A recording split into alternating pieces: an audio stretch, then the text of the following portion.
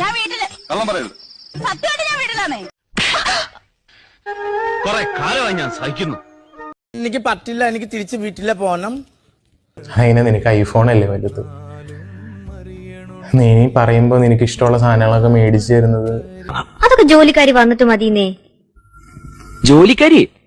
ആ, ഞാൻ അച്ഛനോട് പറഞ്ഞയച്ചിട്ടുണ്ട് അവിടുന്ന് ആരെങ്കിലും ഇങ്ങോട്ട് അയക്കാൻ. എന്റെ സൗണ്ട് ഈ വീട്ടിലല്ലാതെ നാലാമതൊരാൾ കേട്ടിട്ടുണ്ടോ? ഈ നാട്ടുകാർ കേട്ടിട്ടുണ്ടോ? എന്തുകൊണ്ട് എന്റെ മാന്യത?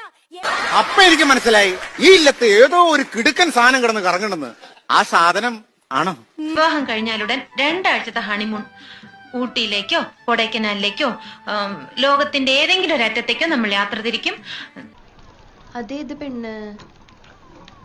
ആ പെൺകുട്ടി ഇപ്പൊ എന്റെ തൊട്ടുമുമ്പിലിരുന്ന് എനിക്ക് CV റെഡിയാക്കി തന്നോണ്ടിരിക്കുക. ഓ ഐ സി. ഞാൻ അവിടെ ഇരിക്കെ സാബു ഇവിടെ എനിക്ക് 3 നേരം ഭക്ഷണമൊക്കെ ഉണ്ടാക്കി തന്ന രസല്ലേ? ഞാൻ എന്റെ ഭർത്താവിനെ എന്റെ കൺകണ്ട ദൈവത്തെ പോലെ കാണുന്നത്. ഇതുണ്ടോ അതെന്നെ ഒരുപാട്. ഞങ്ങൾ തമ്മിൽ പിണങ്ങി ഗാർഡനിലുണ്ട്. ഞാൻ അവിടെ പോയി നോക്കിയല്ലോ, കണ്ടില്ലല്ലോ. നിങ്ങൾ എന്ത് പറഞ്ഞാലും എനിക്ക് വിഷമം തോന്നൂല. എന്നാ சொல்றது നീങ്ക തന്നെ. പഞ്ചായത്തിലെ സത്യപ്രതിജ്ഞ ഏതെങ്കിലും ഒരു മുതിർന്ന അംഗമായിരിക്കും ചൊല്ലിത്തരിക.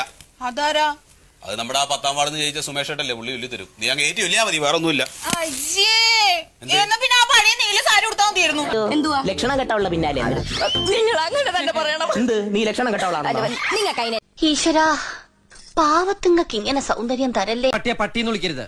പട്ടിയെ പട്ടി എന്നല്ലാതെ പിന്നെ അച്ചാന്ന് വിളിക്കൂ. വിളിച്ച് ശീലിച്ചവർക്ക് എന്തും വിളിക്കാം. പഞ്ചായത്ത് പ്രസിഡന്റ് ആയി കഴിഞ്ഞാൽ ആദ്യം ചെയ്യാൻ പോകുന്ന പ്രവൃത്തി എന്തായിരിക്കും? നാട് മുഴുവൻ സഞ്ചരിക്കുന്ന ഒരു ബ്യൂട്ടി പാർലർ തുടങ്ങണമെന്നാണ് എന്റെ ആഗ്രഹം. ഒലക്കട മൂട്.